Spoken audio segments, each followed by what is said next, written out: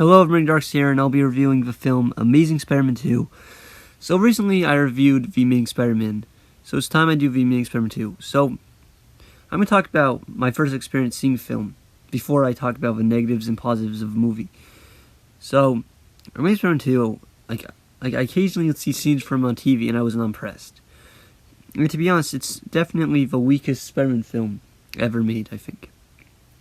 Because say what you want about Spider-Man 3, it's much more entertaining and interesting than being Spider-Man 2. So when I saw it, well, I had very mixed opinions on it. I liked Spider-Man's suit, but I'm not going to go into that just yet because that's negatives and positives. I don't want to break that rule of not doing it yet.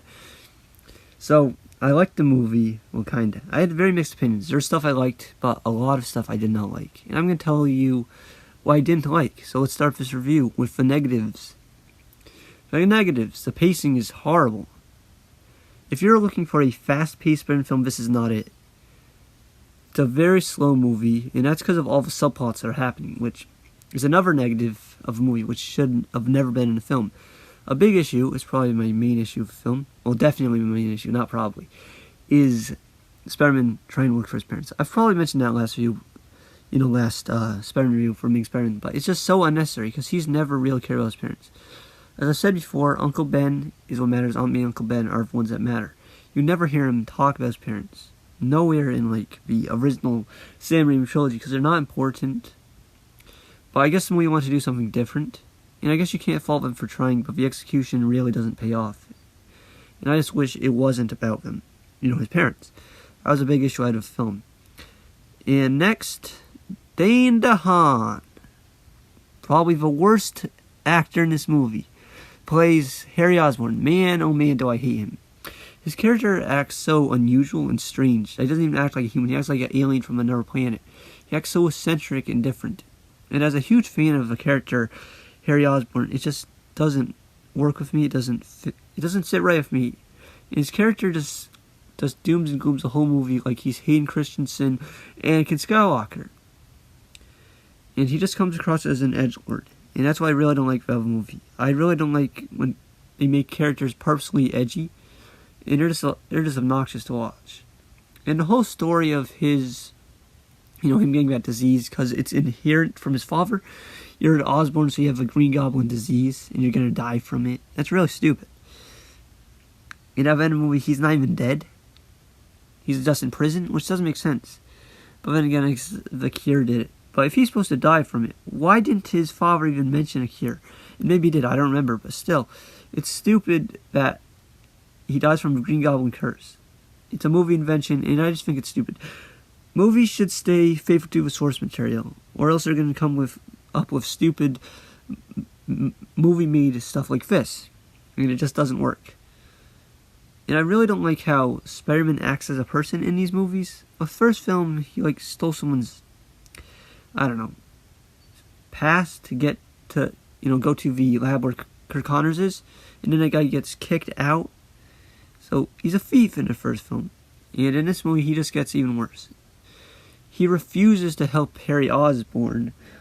Harry Osborn needs Spider-Man's blood. He refuses to give him his blood, both as Peter and Spider-Man. You're a real jerk when you do it twice. Why even do it the second time?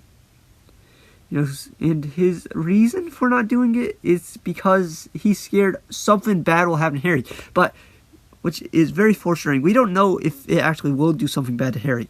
He just thinks that. So, he could have saved Harry. In fact, he could have saved a lot of people. Doing that didn't just kill Harry. Well, it didn't kill Harry. It didn't just ruin Harry Osborn's Green Goblin. It killed, what's her name? Gwen Stacy. Yeah. Because remember, at the end of the movie, Harry kinda, you could say, kills Gwen Stacy. For some reason, I keep thinking her name is Wendy. But anyways, yeah, he's pretty much responsible because they fight and then she falls to her death. Spider-Man can't save her in time. And it's just a cheap throwback to Death Gwen Stacy. Sorry, dyslexia. A great Spider-Man comic book. But I don't think it was executed very well in the movie because of how quick it happens. It was done more emotionally in the comic. I'm not saying the scene was emotional. I just wish it was done better. And, okay, I've talked about a lot of negatives. I'm not going to talk about the train scene where he, uses like coins to find an underground train station. I don't know what they were thinking when they did that, but that's really stupid. I don't even want to talk about it because it's just so idiotic. I don't think it's worth talking about in this review. But as I've said, for first film, performances are a good thing about it. Spider-Man's actions is the worst thing about the movie because he really caused a lot of issues for himself. And I've probably said it before, but I definitely have. But the dialogue is so inhuman and unnatural. It just really makes you cringe watching it because of how unnatural dialogue is. When you watch the Sam Raimi trilogy, this dialogue sounds like something people would say, right? But with these movies, this is not something anyone would say. It's very scripted and very staged. You can tell it's a movie. And that's a bad thing when you can tell the dialogue is coming from a movie. Because when I see a movie, I can believably think, okay, this is actually happening in real life. Right? But this movie you can't because the dialogue is so, unrealistic. That's the issue with it. And Jamie Foxx as Electro, never really been a fan of his Electro. I thought he was pretty good in No Way Home, but this, I did not like him very much in this movie. Because he just has all this confidence and charisma in No Way Home. And he's just this nerd with not a lot of energy as a character in this movie. And I just don't like all the villains. So you got Green Goblin, you got Electro, and you got Rhino. And Rhino, of all the characters, is the most unnecessary. He's barely in the movie, and he doesn't belong in the film. And I know you're thinking, hey, maybe if it did Amazing Spider-Man 3 and didn't cancel it, he would have been the main villain. But I don't think that would have worked well, and I'm actually happy they canceled Amazing Spider-Man 3, because it would have been terrible. Because considering how bad this movie was, I'm glad they canceled it. Like, I wouldn't say it's 100% bad, but dialogue, horrific. Character motivations, characterization, horrific. Spider-Man's motivations make him not very likable, which is a big issue. When you watch a Spider-Man movie, you have to like Spider-Man. So when a movie doesn't make you like Spider-Man, that's a big issue.